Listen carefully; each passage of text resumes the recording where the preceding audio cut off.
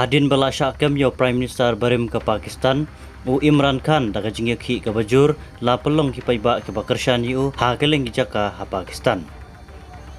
Kadaw wajingmi ka hura ki jingya kulumar kada hadin bala kam yo Prime Minister barim ke Pakistan u Imran Khan u badai chairman ke Pakistan Terek Insaf na kadaw wajing bamsap palat ka jong u.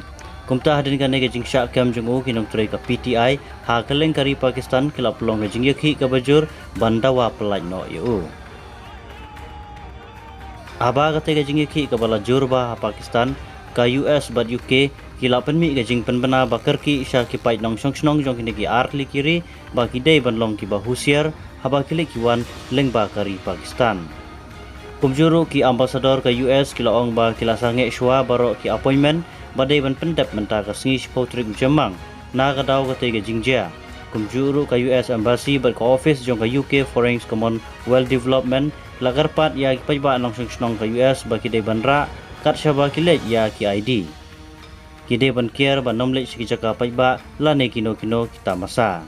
dangshan ka sarkar Canada ka ong ki paiba nong snong bat ki diplomatic staff jongka ba kin peitu bat khmi bnya namar ka ne jingi ki kala banjur ha Pakistan namar ka jingduna ki bor pahara Shushu kila ong ba kila lap sairu ha ki kampen trim kum ki kamle no jingkem pathar ki paiba bat rabor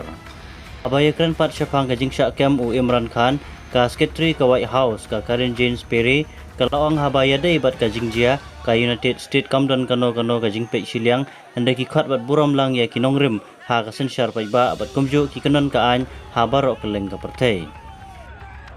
kumju u secretary ka US kat badang ya keren han news conference laong ba ka ka bajia ha Pakistan ki kwa ban pentikena bayai kat kum ki kandon an jong ka constitution kari